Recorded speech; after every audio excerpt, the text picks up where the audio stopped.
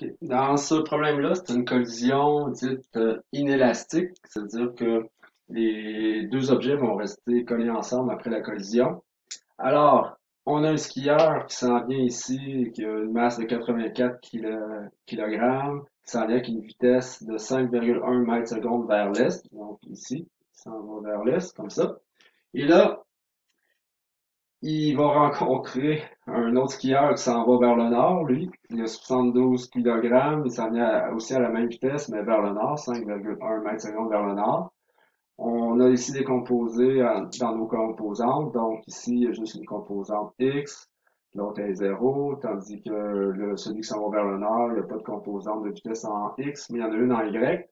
C'est une collision inélastique, ça veut dire que la vitesse finale des deux, c'est la même vitesse. Et étant donné qu'ils arrivent ici, ils vont sûrement partir avec un certain angle qu'il va falloir aussi connaître. Alors, on peut pas juste prendre la vitesse de lui, puis les mettre ensemble, les additionner, puis trouver le vecteur résiduel. C'est pas ça, parce que les deux ont pas la même masse.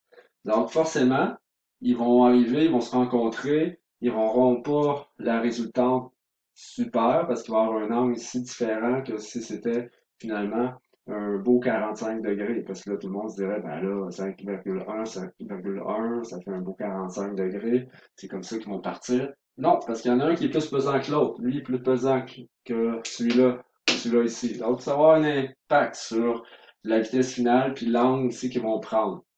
Alors, on va partir avec ça. On va aller voir en X.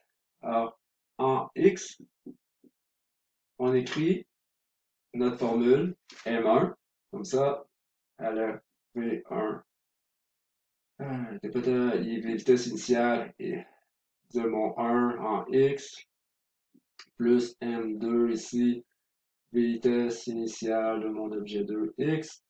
Là, j'ai M1 comme ça, V final comme ça de 1 en x, plus M2, vitesse finale de mon deuxième objet en x comme ça. Maintenant, ici, la vitesse en VI1x, c'est 5,1. Sa masse, c'est 84, donc 5,1. Lui ici, m'en vient voir, il n'y a pas de composante, donc c'est plus 0 comme ça, égal comme ceci. M1 ici, ben donc, M1 c'est quoi? C'est 84. VF1x, ben là, ça c'est la composante de la vitesse finale qui va être x. Ça veut dire que dans le fond, la vitesse finale, elle va être composée de Vx puis de V vitesse finale y. Donc ça ici, je peux dire que c'est la vitesse finale en x. Puis là ici, M2 c'est quoi? C'est 72 kg. Puis ça ici, ben les deux, les deux skieurs vont avoir la même vitesse finale, donc ils ont les mêmes composantes. Donc ici, ça va être aussi Vfx comme ça. Alors là, ici, je vais pouvoir combiner ça ensemble. Je vais calculer ça ici. Ça ici, ça donne 428,4. On additionne ça ici, ça donne 156 VFX. Donc là, je trouve ma composante de la vitesse finale en X qui va être de 2,75 mètres secondes. Donc là, j'ai trouvé ma composante en X de ma vitesse finale. Donc la composante ici qui va être de 2,75 comme ça. Maintenant, on fait la même chose, on s'en va voir en Y. Alors, en Y, c'est bien sûr M1 FI1Y plus VI2Y, avec le M2 plus le M2 qui multiplie ça, M1 VF1Y plus M2 VF2Y. La masse, c'est 84. La vitesse ici, ben, c'est 0 parce qu'il n'y a pas de composante ici. Donc, ici, lui, c'est 72 avec 5,1 comme ça, parce que c'est sa composante là.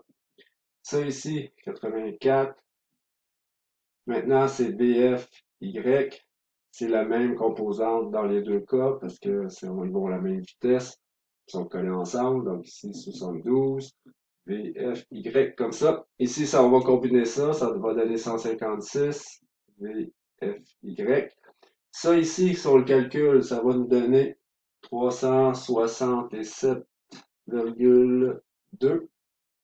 Maintenant, on va diviser par le 156. Donc, on trouve que VFY, c'est égal à 2,35. Donc, la composante en Y ici est 2,35. Là, on voit que mon triangle, c'est ça. Donc, mon triangle n'est pas parfaitement ici isocèle. Donc, l'angle ici va être différent que 45 degrés. On va aller chercher notre angle. Notre angle ici est de quoi? Ça va être un tan moins 1 de 2,35 sur 2,75. On va trouver que notre angle ici va être de 40,5 degrés. Mais là, avec les chiffres significatifs, 41 degrés. Maintenant, la vraie vitesse finale, le vecteur résultant, ben, c'est VF, c'est Pythagore, bien sûr. Donc, ça ici, ma composante en X au carré, plus ma composante en Y au carré. On fait le radical de tout ça. On va trouver que la vitesse finale est de 3,6198 mètres secondes. Alors, la vitesse finale des deux skieurs, donc la vitesse finale des deux skieurs